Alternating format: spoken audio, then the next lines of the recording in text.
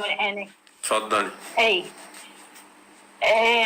عندنا مرقد يعني شلون، بس انا بعد ما زايرته، بس العالم تحكي لي بيه سهوله جامع براهته هناك بمي، يعني شلون يقولون مبارك الامام علي عليه السلام مبارك. يا أمي وعندي ابني بص ما أقول لك ينطق، حاجة. يقولون اذا تشربي هذا المي ينطق أقول لك يعني حاجة. اذا انا سويت هذا الشيء يعتبر شرك؟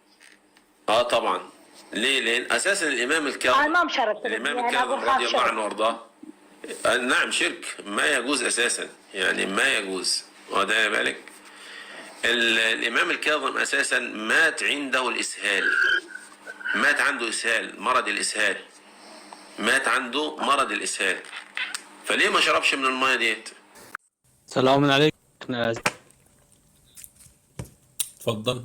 سألتك قبل شوية على الإمام موسى بن جعفر وقضية الإسهال، قلت لي إن شاء الله اتصل بي وأعطيك الجواب. موضوعنا النهارده في رصيد الخميس. مش عارف، كأني سمعت صوته قبل كده، معرفش. اتفضل. السلام عليكم شيخنا العزيز. وعليك السلام، اتفضل يا كرار. شيخنا قبل كم يوم اتصلت بك على قضية أن موسى بن جعفر تقول مات بالإسهال، ممكن الدليل قلت لي اتصل بي باكر لما تيجي لي يوم الخميس ان شاء الله، تعالى لي يوم الخميس ان شاء الله، وخدوا يا اخواننا انتوا اتصلوا بي ان شاء الله يوم الخميس. السلام عليكم. وعليك السلام. كيف الحال أستاذ وليد؟ والله بخير حال. أنت قبل فترة قلت أن موسى بن جعفر مات بالإسهال، ممكن الدليل؟ حضرتك روح دور عليه، لو ما كانش عنده اسهال يبقى تعالى لي. عندك موسى بن جعفر لم يصاب بالاسهال؟ الكاظم ولا ايه؟ موسى بن جعفر ولا الكاظم؟ الكاظم نفسه هو موسى بن جعفر مات مسموما بسجن هارون. لا يا باشا، سيبك من مات مسموما.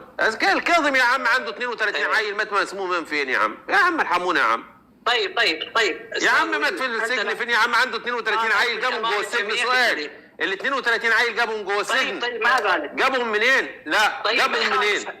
ما يخالف، انت تدعي انه مات بالاسهال، جيب لنا الدليل. خلاص روح، لو ما لقيتوش يبقى تعالى تاني. يعني انت ما لقيتوش؟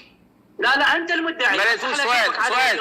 سؤال عشان اخلص بس. ما لقيتوش؟ شنو اللي ما لقيتوش؟ ما لقيتش ان الامام مات بالاسهال، كان عنده اسهال؟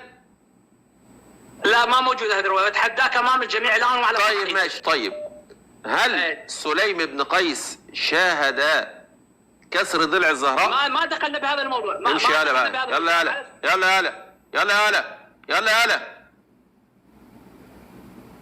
يلا.